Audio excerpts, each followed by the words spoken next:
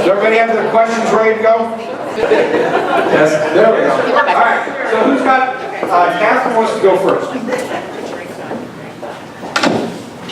This is just kind of. There you go. Yeah. After that amazing presentation, I really am interested in knowing what kind of energy drinks you guys drink. So what kind of energy drinks? I just have to say, you know, what is really inspiring at the department is just that there are so many talented folks that are very passionate about what we do and the people that we serve. And also, I feel like I'm surrounded by people that really want to make a change, you know, and make it better. You know, so when these people come into work each and every day, it's kind of like, what can I do to make it a better place, and how can I be more effective and more efficient? So, just in terms of my background, and I feel that, you know, the type of work that I've done in the past, in terms of, you know, as a CPA, doing audits of organizations, companies, making, you know, kind of recommendations to board of directors about how they can improve, you know, their entities.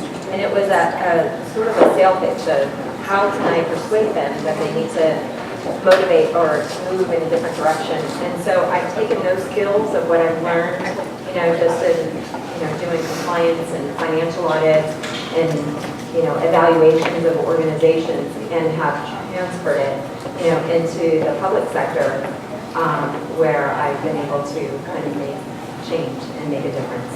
And so at the end of the day, you know, feeling that I have made a difference, and that it's the persistence and the drive and the determination to be able to get to drive us where we need to go. The actual answer is Red Bull. I was thinking more like Go Girl. I was wondering, if you know how many doctors drop out of the process just because of the cumbersome nature and the benefit of the process? Very few. We have very few withdrawals. If anything, it's like I said, when they don't know what their provider status is, they submit another application. There's definitely interest in enrolling into the Medi-Cal program, despite the fact that 71% now are managed care, and managed care is statewide. I was part of that effort in making it statewide. That 29% is still very high, and we really did expect the number to drop. We have not seen a decline, not in the number of enrolled providers, nor in the number of applications that we continue to receive. And I just want to add on to that. The other important thing is that as we've increased, you know, participation in our program with 12.1 million, I think it's still important that our beneficiaries have access to care. And so if we make the process simpler for providers and we streamline it, that perhaps we will get additional doctors, which then creates more access for our beneficiaries. The other thing that the system is going to be able to do that we don't have available today is we don't have the ability to really know, you know, at your fingertips, you know, can the beneficiary in the privacy of their own home find where the Medi-Cal doctors are.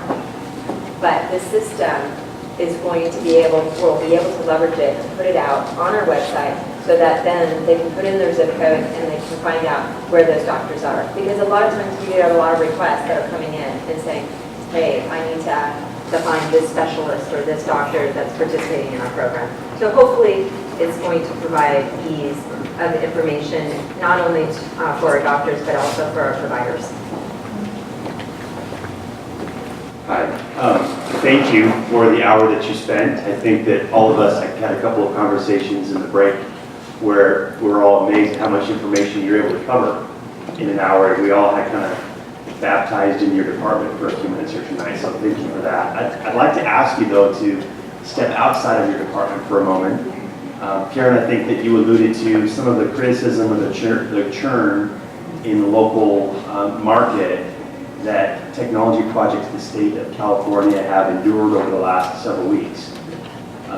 Whether that's manifest in, you know, legislative subcommittee hearings or even some rather egregious articles in the Bee or whatever.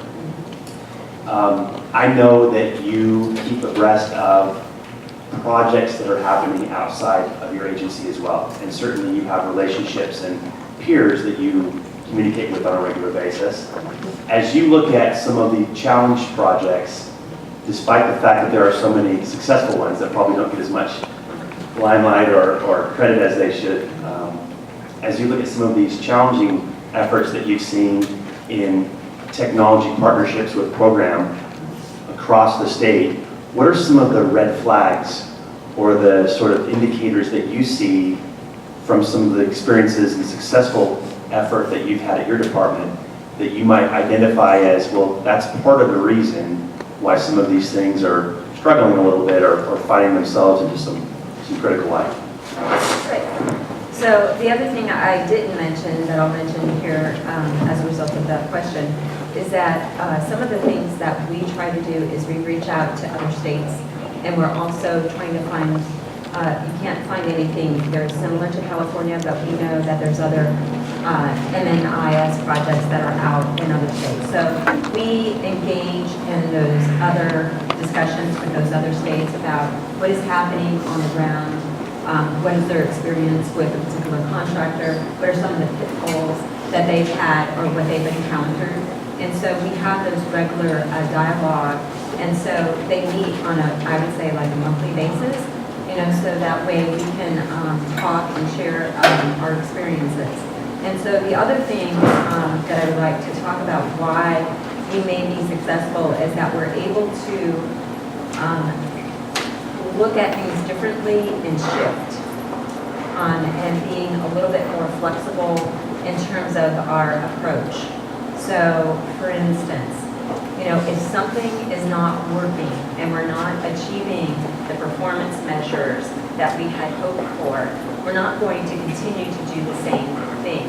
So we're not going to continue with status quo.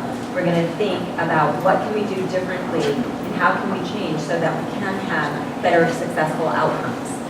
And in the situation that I want to refer to right now is the MMIS. We're approaching it as a massive project.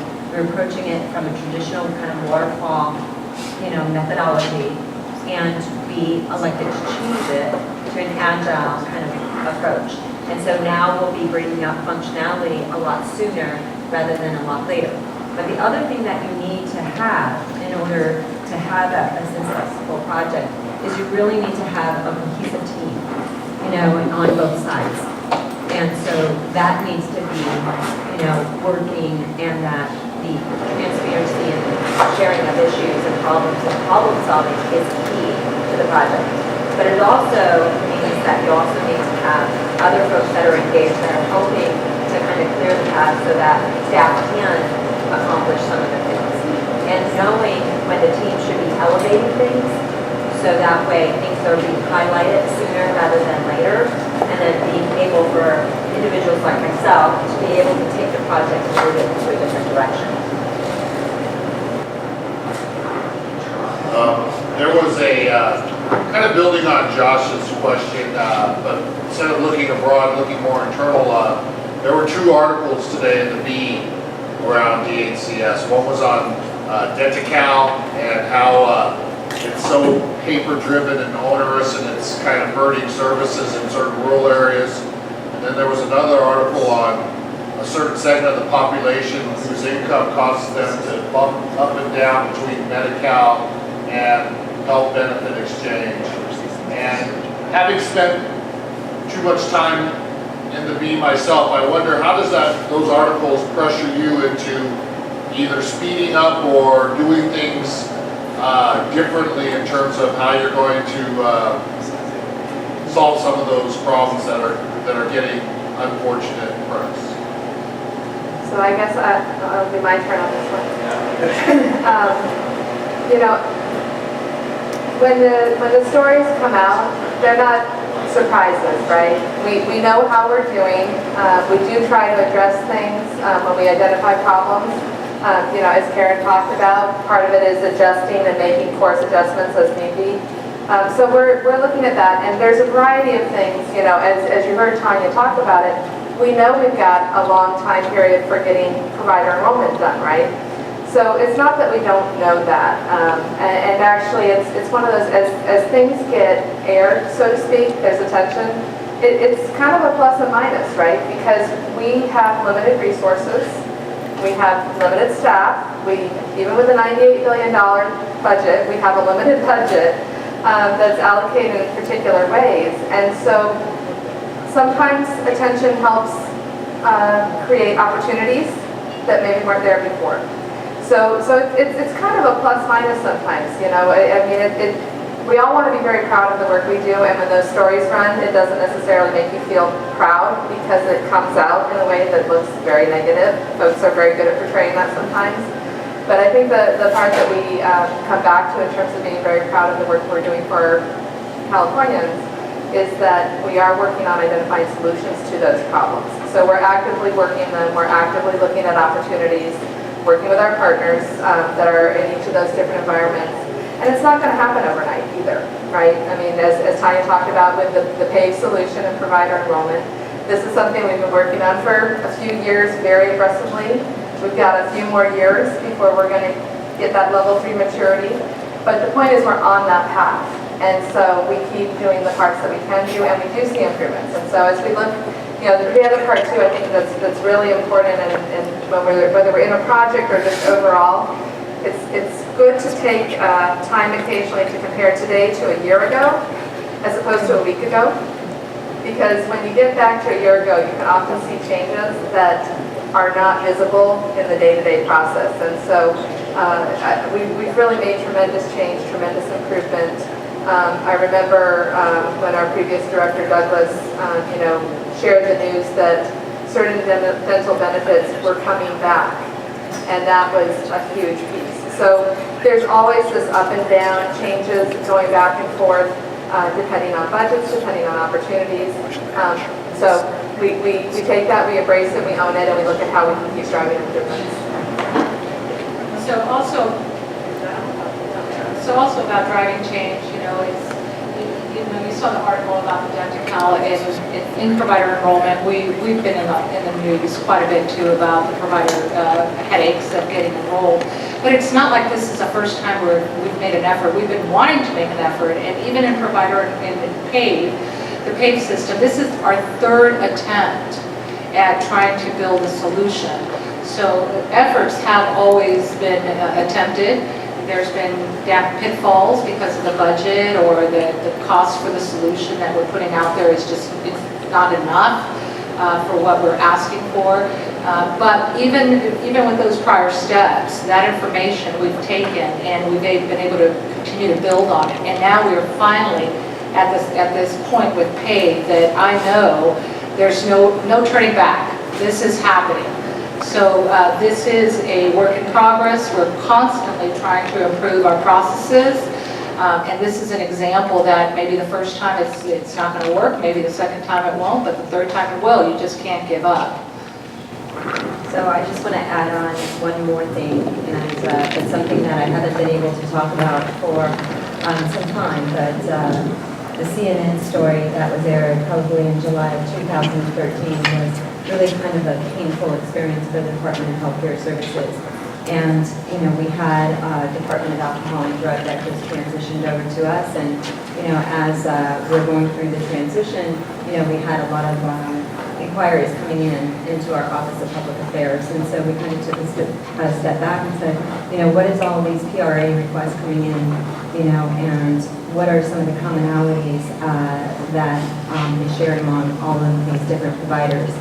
And one of the things that we found, it was just like, well, let's put boots on the ground and see what are some of the issues out there. And of course, the first week we went out there, we found 10 out of 10 problems. The week after, we had 10 out of 10 problems. I knew at that point, that we were going to have to go statewide, in terms of looking at these particular providers. I'm proud to say today that as a result of our efforts, we have suspended probably over 216 sites on a statewide basis. We're moving forward. We have probably 96 referrals over to the California Department of Justice, and they are proceeding with criminal filings against these individuals. But we've also launched a revalidation effort in our provider enrollment division to kind of revalidate, recertify these providers to ensure that we are keeping the bad actors out. But the mention is that we've had significant amount of work to where Audits and Investigations Division, Program Integrity, has totally reformed their approach as a result of what has happened. And so we now have brought in data analytics, that are helping us identify the trends where perhaps we weren't able to see some of those spikes and red flag indicators in the past. And so we are being able to take big data and then put it into a meaningful form and then being able to compare it to other providers. We're able to identify potential problems with certain providers, and then from that develop our cases. And the other thing is pulling together people that haven't worked before in the past. Very proud to have data research scientists that are on board helping us to mine this data. Also leveraging medical consultants, pharmacists, nurse evaluators, auditors, and also our investigative branch peace officers all working together to solve this problem. So when we spent an extensive amount of time going out into the field, and it took us that time before we were able to bring on this data analytics contractor, I did not share out the information in terms of who we were temporarily suspending, but I wanted to wait for the data analytics, to come in. And what we found once that information was done and completed, we did that comparison, and by golly, it was aligning, in terms of what our findings, boots on the ground to the data analytics.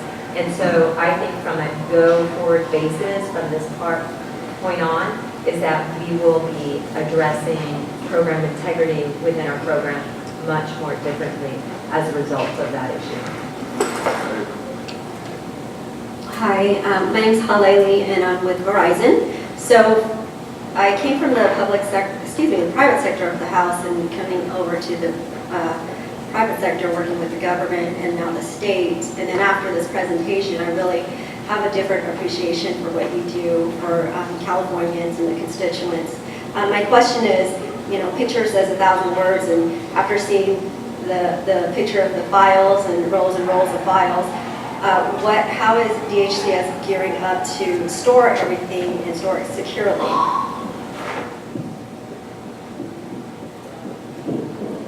So just to remind everybody, I'm the business side of things. Okay, I leave that to the experts. But security is a big component of our system. So this portal, the picture that you saw with the wheel roundabout, that is where everything is maintained. Everything is locked down, access is case specific, so that individual is the only one that can access their personal information. They can, if you're in a group type situation, the group can start filling out an application that sends an invitation out to the provider. The provider then would have to enter themselves into the system to import their information and then do their e-signature, and they can either authorize the view of their personal information or not. But all of that is secured. We had 2 meetings just this week regarding security because that is a very important part. But everything is within that portal, accessible to that individual only through their individual access. And also when we send out an email, it's just an email to come into the portal to view their message. We don't even share the information. It's just, you got mail. So, and then all of the documents that are being attached through this portal are housed in like a library, so that individual can look at their existing status with the department and see if there's anything that they need to correct or update or upload, something new. But that library file is maintained even at the individual account level. Does that answer your question? Okay. All right, because we have to be out of here in about 20 minutes, and I know that some of you want to talk to these very intelligent people one-on-one. We're going to go ahead and take a break now. Russ? Yes. But, Before we do that, can I share one more thing? Oh, sure. Okay. I was hoping somebody would ask the question I did just answer it. It sort of came up. Has anybody in the room been to chhs.data.ca.gov? See little nods, some nods, some yeses. You said CCHCS? CHHS, so California Health and Human Services, chhs.data.ca.gov. So this is our open data portal initiative that's being led out of our agency.